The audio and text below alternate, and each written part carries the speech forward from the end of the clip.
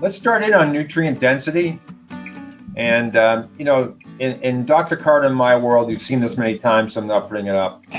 4 mechanisms drive most diseases. And I think you'll see some really corroborating proof as we go through the slide deck. There's 69,000 ICD-10 codes for diseases, 4 mechanisms. The number one mechanism is really poor repair and recovery. And that has to do with, it's all about nutrients, either a lack of nutrients being taken in or a lack of nutrients being absorbed. And we just finished up a 2-part on gut health. And so, the name of this talk is Nutrient Density, the Best Diet Style. I have diet quotes because I don't believe in diets. I mean, I believe in eating foods that have high diverse nutrient density. And I think that's the most critical thing you can do. So it's not a diet style. It's completely agnostic of calories. But, we've published a video, and you'll see that at the end, but this is probably going to be a multi-part session as well. We're not going to cover everything today for sure. But so it's not really a diet style. It's an eating style. It's a consumption style. I gave a talk on the 25th anniversary of the American Academy of Anti-Aging Medicine about, I'll use my Boston accent, 2.5 years ago in Las Vegas. And I called it Back to the Future of Medicine. Okay, and really, Back to the Future of Medicine is we need to go back in time in terms of the way we ate, the way soils were prepared and laid fallow. And these are some of the most important things. So in that talk, I started with something very simple. Coronary heart disease, death rate per 100,000, age standardized. The United States is right up there with third world countries. Okay, any of you from South Africa, don't shoot me, but we're when you compare us at 80 per 100,000 compared to South Korea and France. And of course, the American Heart Association has demonized France and so-called French paradox because they eat a lot. They eat the highest level of saturated fats. But it's not like they eat about twice in terms of percentage-wise of saturated fats compared to Americans. But it's not like other countries and suddenly are less than Americans. A lot of countries eat much more saturated fat than we do in the United States. The French eat a lot of, the Japanese eat a lot of fish. They get their healthy fats from there, even though they drink and smoke a lot. They're compensating by having a lot of anti-inflammatory things going on. Netherlands, Luxembourg, a lot of fermented foods, a lot of saturated fatty foods. So these are very important. Now, there are a couple of people that really speak to this concept of nutrient density, sort of not necessarily directly, but in an important way. And the first one is Louis Pasteur. And what my mentor at Harvard, one of my mentors, Dr. Kilman McCulley, the pioneer of the homocysteine theory, told me that at one point, Pasteur had a huge percentage of the French health budget, all directed in his laboratory. And he's famous for pasteurization, looking at microbes, and he developed really what was called the germ theory, that one germ would cause one disease. And I completely agree with that. Okay, however, Pasteur supposedly on his deathbed said that the germ theory is irrelevant if your terrain, your physiology is healthy. And what makes your physiology healthy is nutrients, high nutrient dense foods all the time. And some of the issues with some of the nutrients is why you have to eat regularly is particularly the water soluble ones don't hang around in your body for a long amount of time. So you have to be always replenishing these things. And if you go and look at my talk called The Genesis of Health, I talk about how important minerals are. Minerals are the most important key nutrients. So go look at that talk, which is up on our YouTube channel. I'll show you how to get there a little later. But Pasteur said the microbe is nothing. The terrain is everything. That's your internal environment. And the terrain is only healthy if what you supply it is helping propagate good health. So Pasteur is reported to say that at his deathbed, Bernard was right. I was wrong. The terrain is everything. the what do you say, the soil is, the seed is nothing, the soil is everything. So I'm referring to the soil being your internal terrain. And so the person he was giving credit to was a contemporary of his, Claude Bernard, and he's very famous for this quote. If you studied historical medicine, the fixity of the milieu, your environment, supposes a perfection of the organism such that the external variations that are at each instantly compensated for and equilibrated. In other words, if your environment is great with good nutrition, you're resilient against chronic diseases. That's all he's saying. And so, you know, he's also famous for the quote, the experimenter who doesn't know what they're looking for won't understand what they find.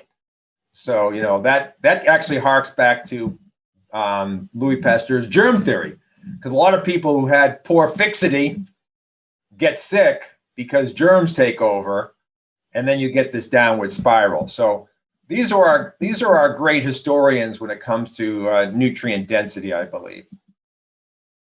Now, there's a presumption that around the turn of the previous century, not the 20th century, the 19th century, the 20th century, that we only lived to like 32, 35 years. You know, I did a long presentation on that somewhere else, but basically 0 to 5 mortality back then was very, very high. So when you factor that in, you know, yeah, average life expectancy was low. But when people get past the age, children get past the age of 5, when you compare historically to now, that's really what you want to use for longevity studies. And it turns out that 100, 150 years ago, people lived as long as we do today. We really haven't extended longevity, except for in that 0 to 5 category, where a lot of there's a lot of infant mortality, infectious disease. And I lived in this home in East Sullivan, New Hampshire, in the middle of nowhere. And we had 2 volumes on the history of Sullivan. And Sullivan only had like 400 people in it, 2 volumes this thick. But the house I lived in, the Davis Farm, 5 out of the 10 children didn't make it to the age of 6. So there was, even 150 years ago, there was huge early, you know, infant and adolescent mortality. So when you look at it, George Washington died at the age of 67, but he suffered from poor dental health throughout his adulthood. And of course, Dr. Carter and I have talked about this profusely. Beginning in his 20s, regular toothaches and whatnot. So he died at 67. Ben Franklin, jolly old Ben, 84, and John Adams, 90 years old.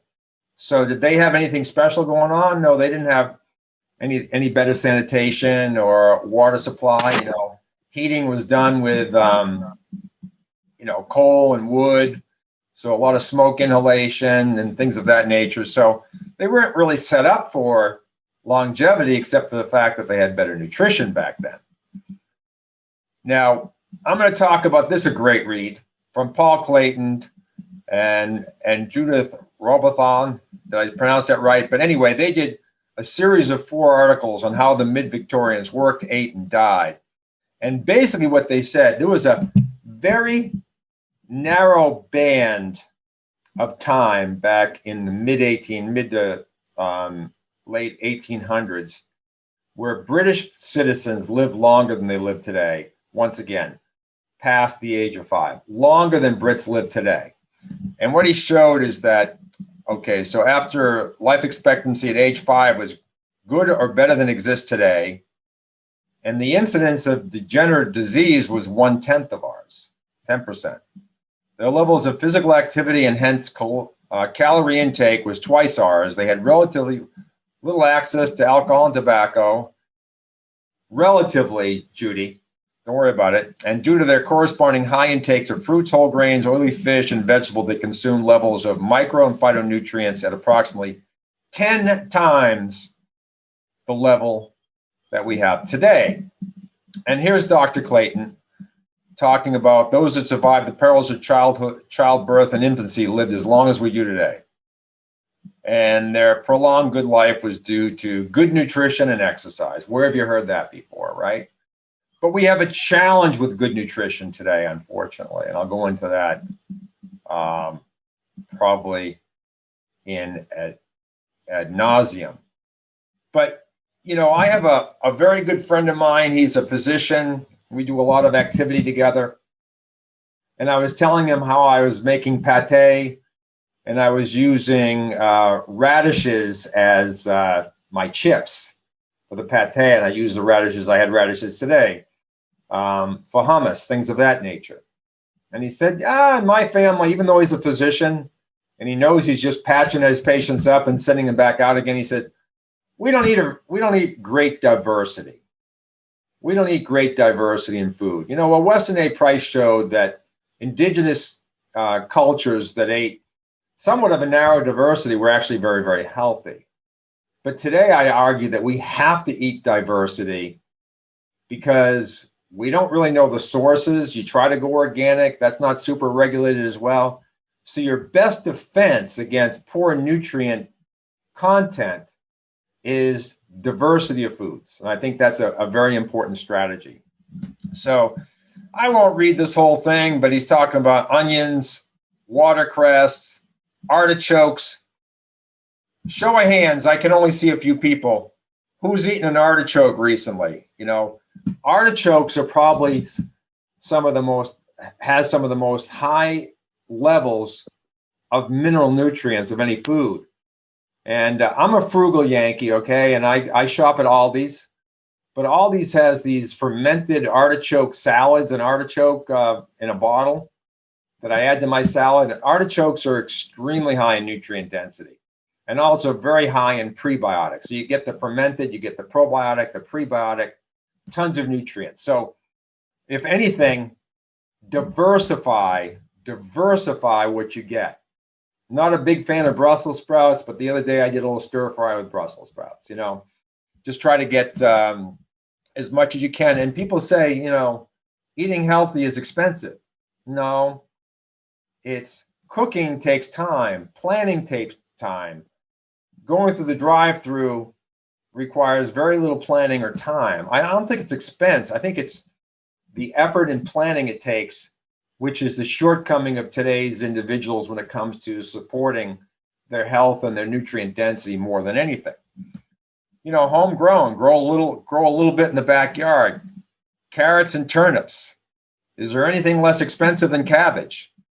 You've probably heard me say this before, but when I was young, I cursed the fact that I was born to lower class Polish immigrants. And today, because I'm pretty healthy, I'm thankful I was born to lower class Polish immigrants. A lot of fermented foods, a lot of cabbage, a lot of root crops. I can remember my dad cultivating on land he didn't even own to grow potatoes. And I would go out there and turn the pile, turn the mounds, and the little teeny potatoes, the little buds, I'd eat them right out of the ground. So there, you go back to my gut thing about eating a little dirt once in a while too. It won't kill you. But anyway, beans are, sometimes people think they're, too high glycemic. I don't really think so. A lot of good fiber, a lot of good nutrients in beans. What else do we have? Legumes and nuts. So hazelnuts. Show of hands, who's had a Brazil nut recently? Who has a thyroid problem? Brazil nuts are very high in selenium. So it's a nutrient that's not available in many other foods at a sufficient enough quantity for good health. So have a Brazil nut once in a while. Go out on the edge a little bit and don't just try some different vegetables. Try some different nuts. Try some different meats. Try some different fish. I'm not necessarily a proponent. I had someone the other day, his chronic disease temperature came way down. And I said, what'd you do? He says, well, I've been going mainly carnivore. Now that's good. He lowered his insulin. He lowered some inflammatory markers, but it's not a sustainable diet, obviously, because vegetables have really the highest concentration of a diversity of minerals, which you really need to drive your enzymes. But it worked for him short term to bring inflammation down. But it's it's all about variety. I mean, walnuts, is there a better nut than walnuts? It's the highest in the omega-6 fatty acid of all the nuts that I'm aware of.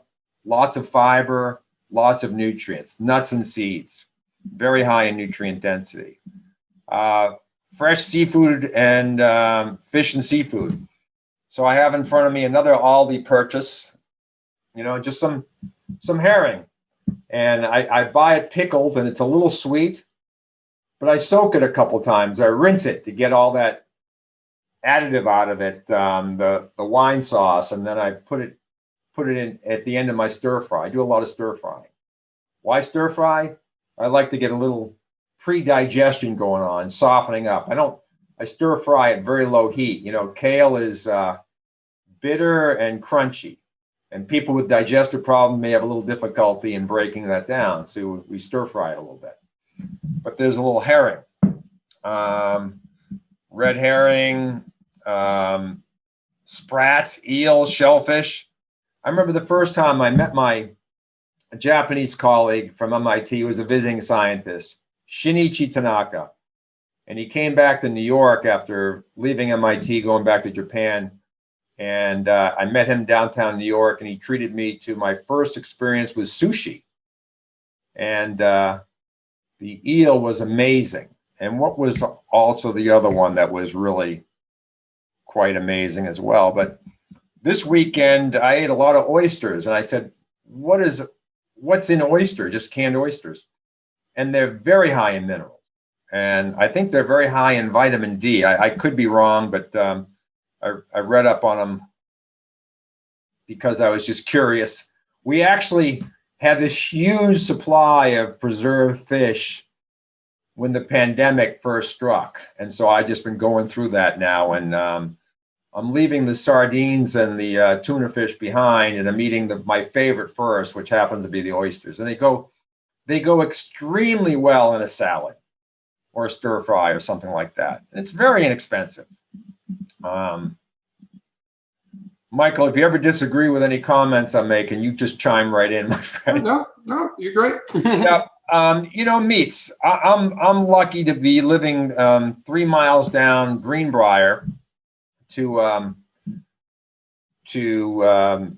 farm that I can actually see Robert Stinson. I can actually see the Black Angus grazing out there. And now the meat packing plant, a local shop, knows me, and they gave me the organ meat for like 10 cows, even though I only bought half a cow. And the tongue is probably the fattest, and it's a Jewish delicacy. It's delicious. But I'm figuring out, Logan, my adopted son, he doesn't know what I'm doing. So I just said, Logan, we're having steak tonight. What didn't you realize? It was heart steak. Okay. And heart is actually, barbecue it, saute it, let it sit around for a while in some sort of a meat tenderizer, flavorizer, but it's actually extremely delicious. And what I really enjoy, because I've never really liked organ meat, but I didn't realize it was just the beef organ meat that I'm not that crazy about. But try duck organ meat. And I'm a lazy cook, and I just take my duck, pop it on a broiler pan, take the organ meat out, put it in the pan, put some sweet potatoes, carrots, some other vegetables in there, let them soak up all the duck fat. The duck fat's amazingly healthy for you. And that organ meat is extraordinarily mild. And I can assert to you, based on the studies we'll show you either next time or the time after, that when you look at nutrient density, vegetables obviously, but organ meats are at the top of the list.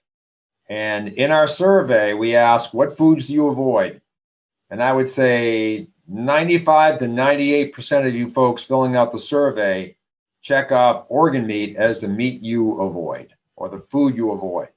And it's a shame, because, when you look at the mid-Victorian diet, these people raised their own chickens and other animals in the backyard, and there was nothing left to waste. I can assert to you, between me and the puppies There's no scrap that goes in the trash. Not one single thing. Yes, I give the dogs the necks and stuff like that, but to be sure. So once again, this will be a resource when we publish this. Eggs and dairy. Anybody know Eric Berg? Why I eat 4 eggs a day? You know, choline, sulfur. If anybody respects Stephanie Seneff, the senior researcher at MIT, and senior researcher means she's a full professor of research. And she believes that sulfur is a missing nutrient in so many of us. And cholesterol is an extraordinarily important building block to all kinds of substances, membranes, vitamin D, cortisol, sex hormones, so on and so forth. So how do you chemically convert the cholesterol molecule into these other cholesterol-based molecules? Well, you have to have what we call in chemistry a reactive or a labile spot on that molecule to make a reaction go. And what Dr. Seneff says is that reactive moiety is cholesterol sulfate. You need sulfur. You need sulfur. And of course, there are a lot of sulfur-based amino acids, homocysteine, methionine, things of that nature. So it's interesting that we had a local farm that was delivering organic, unpasteurized, unhomogenized milk. And it always upset me a little bit, but other people it didn't. Don't know what the problem was there, but I only had one source of raw milk. Now I don't have one. But Michael, any comment on raw milk? Well, I mean, it still depends on the source of the cows, you know, whether they are, you know, A2 cows or A1 cows. So that I believe it's the A2 cows that, you know, supposedly are not, you know, crossbred and so forth. So the health benefits from that are purportedly much better. The A1 cows are crossbred, and that's where a lot of the problems come from, of course. But still, even with that being said, if you have leaky gut and a casein sensitivity, then that could still be problematic. So it's always good, even if you're going to go with a raw milk or quote unquote organic milk or whatever, that, you know, you look at a food sensitivity test. You know, only Dr. Carter, A1 and A2 cows. I mean, I learn something every time. So is that a brand, Michael? They brand the A1, A2, or how do we find out? Yeah, but no, that's the A2 cows are the ones that, again, are supposedly not crossbred. So those are, you know, the cows that God made. You know. So this was a slide in the Back to the Future of Medicine, because the question became, why was this very narrow period in England from 1860 to around 1880 did the Brits outlive Brits today? And so, you know, once again, it takes work to raise animals and to plow a field and to plant vegetables and keep the weeds down and all that. And these mid-Victorian workers were poor and they were working hard on a daily basis. So, you know, now that, and also to tend a garden. So, but what really happened is there was this inflection in industrialization and technology, such that right around that period of time, canning became perfected and shipping costs went down with big steamers that could. So what did we say? Thanks to her dominant global position, development and shipping technology, Britain had created a global market drawing in products of colonial and U.S. agriculture to provide ever cheaper, emphasis on cheaper, meaning probably less nutrients as well, food for the growing urban masses. From 1875 on, especially after 1885, rising imports of cheap food basically are increasingly affecting the food chain at home. So these were ships that would ship canned goods. So that's a reasonable estimation of why longevity started going down, because rather than growing their own food, they're relying on the first incarnation of McDonald's. No other way to say it. So Weston A. Price obviously tells us a great deal about healthy foods, where he studied bone formation, jaw formation, tooth structure in many indigenous cultures. I think 14 is the number, plus or minus around there. And then did research thereafter showing that when food became westernized, jaw structure wasn't as good. Teeth, that it wasn't enough spacing. Teeth were growing in crooked. Now we have so many kids that are getting braces and all that kind of stuff. That's a malformed jaw. That's a malformed bone. Bone is rock, not like wood. It's rock. It's minerals. We have to have good mineral density in our diet every day to support the health of our bones. They're basically rocks. So at the end, I have a whole bunch of Weston A. Price recommendations. And let's see here. I got to slide this over. He consistently found, a dentist, healthy indigenous people consumed a diet containing at least 10 times the fat soluble activators. That's why Weston A. Price is so big on cod liver oil. It's not just fish oil. It has those fat soluble activators, the vitamin A, the vitamin K, the vitamin D in its natural form. So what he says is, he talked about activator X, now believed to be vitamin K2. But I would argue that the activator is the myriad of fat soluble nutrients found in the fatty fish.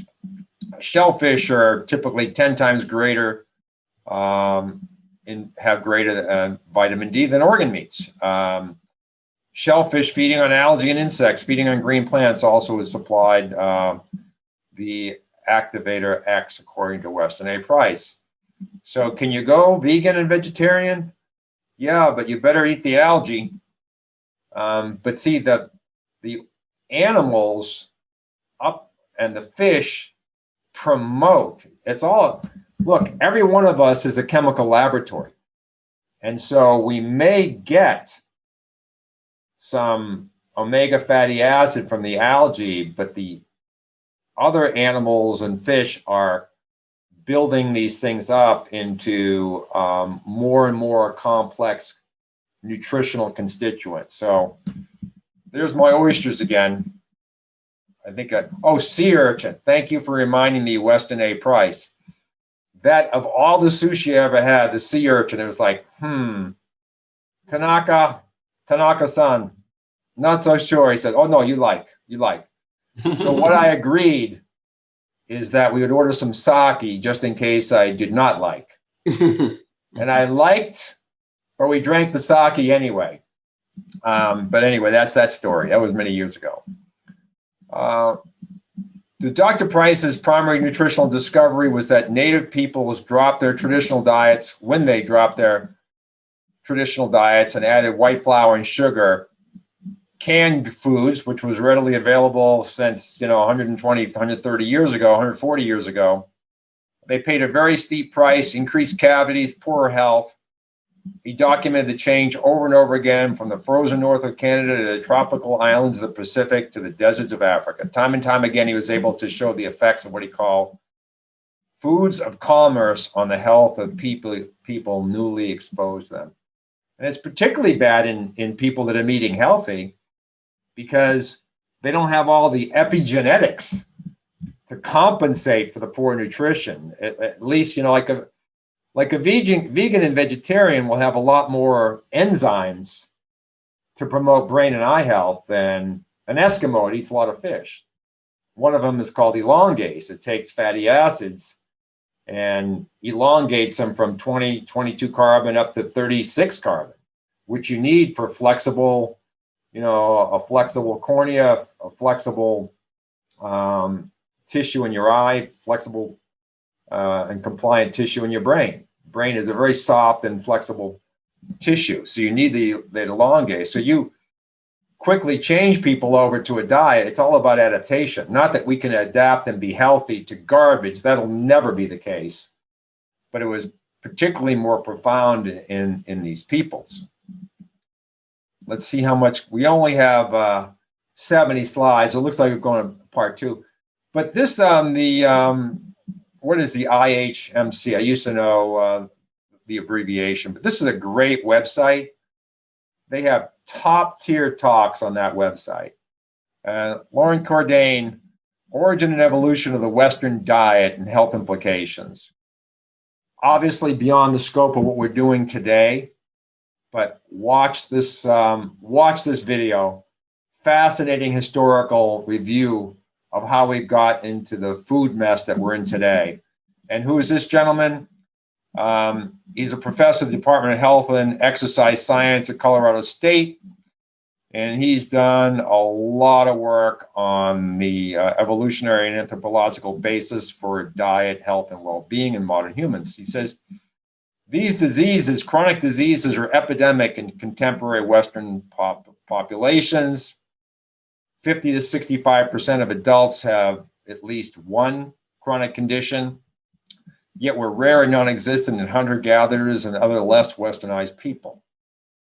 So a great chat. Has anybody, show of hands, has anybody seen this talk? Oh, we have a no for the first time. So this was in our nutrient density, genesis of health talk. I'm just going to skip on, not skip, but go to Dr. Maynard Murray, and then we'll end for today. But basically, nutrients in our soils have gone down. If they've gone down in our soils, they've gone down in our foods. They've gone down in our plants and the animals that eat that plant. And there are severe consequences to this. And these aren't guesses, as I'll show you from Dr. Maynard Murray. And these are some of the easiest things to measure. Being a chemist, we've had atomic absorption around for eons. And every element has a unique fingerprint of absorption. So you can take a little soil, digest it with strong acid, just like your stomach should be digesting food, liquefy it and put it into this device and look at the absorption profile and glean out what elements are there. And then we have chromatography, so you can figure out how much is there. So it's very easy to do this analysis, even going way back. The German chemists were really the original, and they did all kinds of what we call titrations. I remember doing a titration in chemistry lab at Worcester Polytech in, date myself, 1977. And you could use chemical means beyond atomic absorption to very accurately measure the mineral content, the element content in any solution. Chemistry was really a very advanced science by the early 1900s. So once again, this is not a guess. So a little blurry, but this is a 5 or 6 page patent, and I clipped out a number of the key paragraphs from this patent. But it's the process of applying sea solids as fertilizer. And it was filed in June 1958, so a scant 62 years ago. And the research was all done in the 30s, 40s, and 50s, talking about nutrient contents in our agricultural, commercially farmed soil. So we're not talking about 2021. We're talking about the 1930s, 40s, and 50s, consistent with this chart here in terms of seeing a loss of quality nutrients in our soil. So that's Dr. Maynard Murray, and he has this book called Sea Energy in Agriculture. And basically, he did extensive studies using sea salt solids on soils and measuring plant growth and plant resistance to pesticides and funguses and other pathogens to the plants, but also on animals that ate these plants. So we'll just go through a few clips. A little blurry, I must admit. It's a rough image of this patent, but census taken in 1935 by the Department of Agriculture showed that 61% of the total cropland, about only 253 million acres, was subject to continued erosion and would not give the farmer a satisfactory return on his invested time, and that 57 million acres of land had been destroyed for tillage. In 1938, it was estimated that the U.S. Department of Agriculture, at more than 12% of the total land area, erosion had removed more than 3/4 of the original surface soil. On 37% of the land, about 1/4 of the original soil surface had been lost. What was the grapes of wrath, the dust storms in Oklahoma and whatnot? So that was a quote unquote fictional book, right? But here's the true story brought to us by Dr. Maynard Murray in his patent and his book. So from the foregoing, it appears quite clear that the deficiencies in elements or unbalanced amounts of elements, this is the really important, just a subtle little thing by Dr. Maynard Murray in 1958. Or unbalanced amounts of elements are reflected in food plants. Animals, we know, are dependent on such plants for life, and man is dependent upon both. Thus, it can be concluded step by step along the cycle of life that the diet may have a pronounced effect upon health and disease in man. So let's see if we can make this a little clearer, yet a little smaller. As hereinbefore described, crops grown on soil fertilized with the above described fertilizer have been analyzed for ash weight, vitamin. So the above described fertilizer in this case is sea salt solids. And technically what he's saying is that where did all these nutrients go? It washed down into the ocean, into the Gulf. So that's where we're losing the nutrients to, and all he's doing is taking it back and putting it back on the soil. I've been analyzed for ash weight, which really would be minerals. That's the only thing that's left. That's ash weight. Vitamins, elements, and production has been noted. The results indicate an increase in ash weight, vitamins, number, and proportion of elements, yield, and resistant to plant disease. Translation: when you compare the growth of plants and you do a full workup on the plant that was grown on regular soil, and then on the soil that was fertilized with sea salt solids, you see a significant improvement in the health of that plant in many facets of health and disease, including resistance to fungus and other things that would destroy the plant. Animals have been fed products grown on fertilized soil. Once again, this is not commercial fertilizer. This is sea salt solids, with a stimulus in growth and improvement in bone and tissue structure. So animals that have been fed plants grown on sea salt solid fertilized land have a stimulus in growth and improvement in bone and tissue structure. Or you can take Fosamax. Michael, no comment on that one? Come on, man.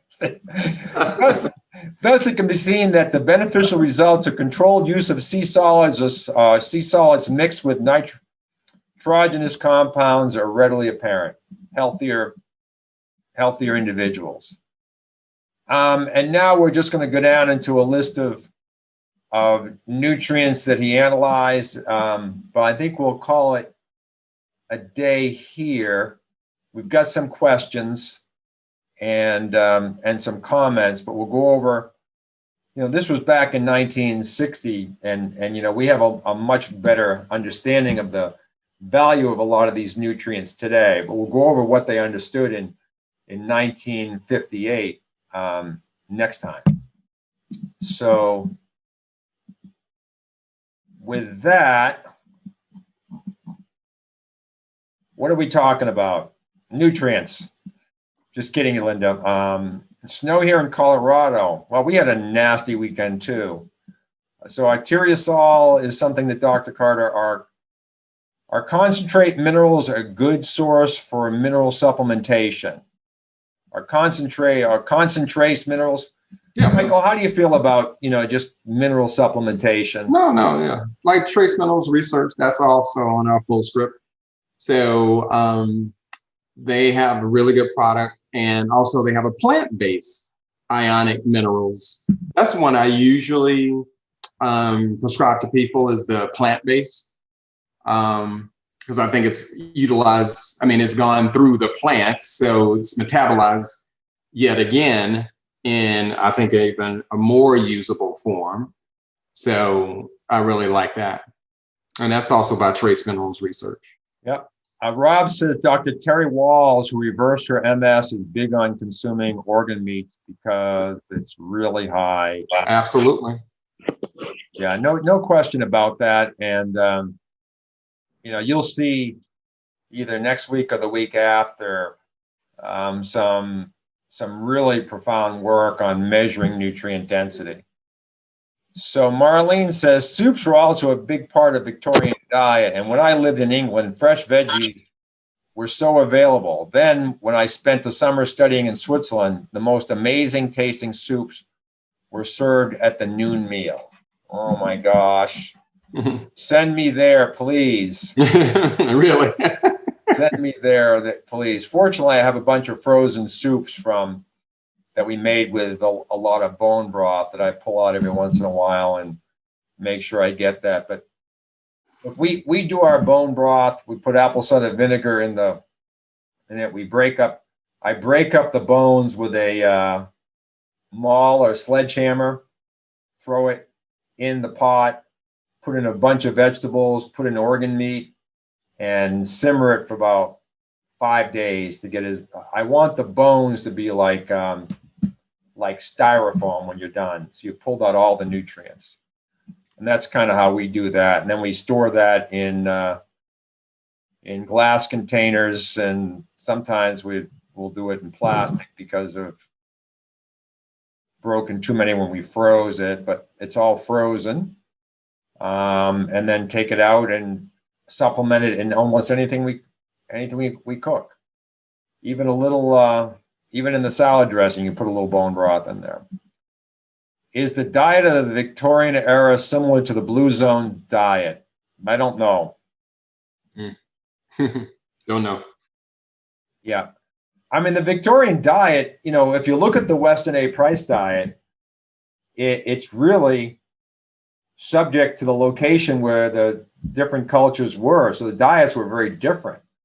The point is, there was nothing processed, and the soils were not farmed in a mechanized way without replenishing or letting lay fallow the variety of nutrients. So I think, the soil is going to be your seed, really. And if the soil is good, almost anything you eat that's derived from it will be good, in my humble opinion. I'm able to buy milk from a local dairy where the cows are descendants of the cows when the Biltmore had a large dairy operation. The local Mills River dairy pasture pasteurizes, but not homogenized. I was just over in Asheville this weekend.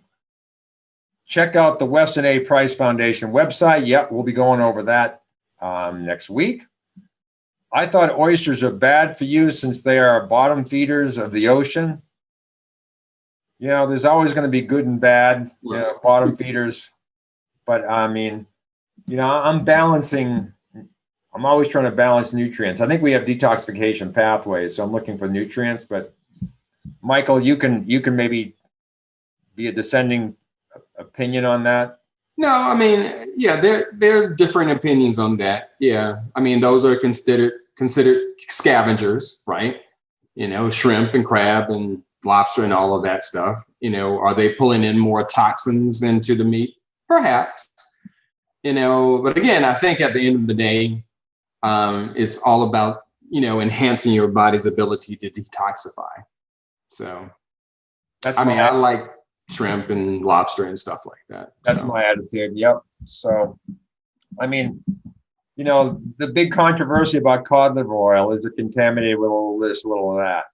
Well, all I can tell you is my mentor at Harvard studying the eye, so you can see neurological tissue, you can see vessels in great detail, showed very consistent health improvement in very frail, sick people on cod liver oil. So I'd have to say clinically, cod liver oil performs in the way we expect, despite some suggestion of toxicity or so on and so forth. So, you know, I have to go with the clinical results over necessarily research on animals or other types of outcomes. Also, the founder of Weston A. Price Foundation, Sari Morrill's book, Nourishing Traditions, is a cookbook and the why of traditional foods. Thank you very much. It'd be very helpful. Marlene, yes, Dr. Tom Cowan is a big supporter of Sally Morrill's work. Was the website you liked referenced IHFM, Institute for Health Metrics and Evaluation? No, it is, let me see if I can find it. I used to know what the acronym was, but they have really top tier speakers. And I'm not finding it quickly, but I'll make sure it's up when I show that slide on the presentation when we create it, when we make it into a video. What are 2 to 3 things one can do every day to optimize our mineral content and nutrient density in our bodies? Oh, it's really just eating the nutrient dense foods, just kind of like what we went on over, and then, you know, supplementing that with the plant-based ionic minerals or the concentrates minerals. I mean, yeah, I mean, when the fruits and vegetables of the day, with the exception of the organ meats, you know, really have a markedly decreased amount of those minerals. So obviously eating organic is the best way, but don't necessarily think that that's going to give you what you need. And also, you know, I do advanced testing on people, looking at micronutrient analysis, about 36 different micronutrients at the cellular level. So if there's any, you know, question about where you are, that's the best way to test and get an accurate degree of your mineral content in your body. Let's see. Stephen Gundry, Plant Paradox, etc., is big on using A2 rather than A1 milk and avoiding most cow cheese. Mm-hmm. Yeah. And then I put up the link for, it's called the Institute for Human and Machine Cognition. It's out of, I believe, Pensacola and Ocala. I was almost invited to speak there, but I was going to talk about the eye, but for some reason, the guy Ken in charge of it thought I was running a commercial. Whatever. I don't think I've ever run a commercial, but that's all right. Are you familiar with using beef broth made by parboiling small squares of beef steak so as not to denature the protein and taking a tablespoon or 2 each day, keeping the broth in the refrigerator? Michael, any thought on that? No, no comment. Not sure. Yeah, I mean, David, I just simmer. I mean, we're talking a very, very low boil. Not even a boil, just a simmer for multiple. Like in a crock pot, yeah, it's really low heat. Yeah. Yep. That was an idea that was given to me about 30 years ago by a naturopath that stated that when we cook our proteins, a lot of times because of heat, we denature protein, and that if you parboil it, which is kind of interesting, it creates a beef juice, and you put it in the refrigerator, you take it. I used to do this all the time. I forgot until this discussion today. It's just an interesting way to take in protein for amino acids and things like that. I'm thinking as a chemist, David, and I'm not I don't have the research in front of me, but the amino acid bridges are pretty easily cleaved. And I don't think it's a bad thing to break them down a little bit. And then your stomach acid is going to really denature them down to just individual chunks. So I don't think that's a problem. But you never know in chemistry what's going to happen when you have temperature and stirring and reaction, other reactants around. But I'm comfortable that your stomach is going to denature as aggressively as much more aggressively than cooking. So I don't have a problem with that. You might have been thinking about the way we char our steaks to get them really nice. Right. That's definitely a different issue. That's definitely a different issue. All right, folks, we're going to do part 2, and maybe there might even be a third part to this nutrient density discussion. So we'll see you next Monday, and we will be repeating this tomorrow night at 8 p.m.